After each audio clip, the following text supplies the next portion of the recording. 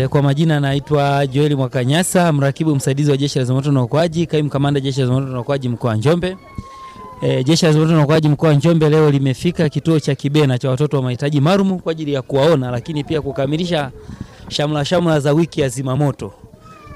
Wiki ya zimamoto ambayo imeanza tokea tarehe 28 na hitimisho lake litakuwa ni tarehe 4 siku ya Jumapili ya mwezi huu wa 5. Hivyo basi nipende kuchukua nafasi hii kwamba Jeshi la Zimamoto nitoe taarifa kwamba tumefika hapa. Lengo la kufika hapa Jeshi la Zimamoto ilikuwa ni kutoa kile tulichojaliwa kama maafisa na askari wa Jeshi la Zimamoto mkoa wa Njombe. Hivyo tumefika mahala hapa kuwaona watoto hao wenye mahitaji maalum, kutoa yale mahitaji yetu kwa kile ambacho tulijaliwa na Mwenyezi Mungu, lakini sio kwa kukizi haja zao, kwa sababu tumeziona wana changamoto nyingi, lakini na sisi tumetoa kwa kadiri Mungu alivyotujalia. Hivyo napenda ni washukuru sana askari wangu kwa kuonyesha moyo wa kushiriki vizuri. Wengi wamekubali, wameitikia mwito na tumelifanya jambo hili vizuri kabisa.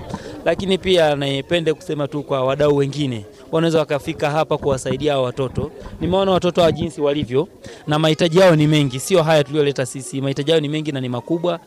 Kwa hiyo tunahitaji tuisaidie, ni jamii yetu na ni vijana wetu na ni watoto wetu. Ningeomba na wadau wengine wanapopata wasaa wa kufika eneo hili waweze wafike. Inawezekana kuna mwingine hajui mahitaji maalum, watu wanaohitaji mahitaji maalum ni watu aina gani.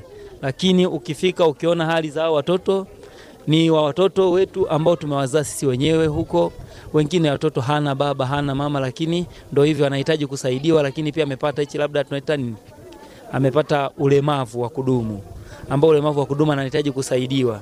Ndio maana anahitaji watoto wenye mahitaji maalum. Serikali inapambana kuwasaidia watoto, lakini na sisi jamii kama jamii tunapopata wasaa kuwasaidia tuweze kuisupport serikali kama walivyofika maafisa wa Jeshi la Zimamoto na Uokoaji kuwasaidia hao watoto.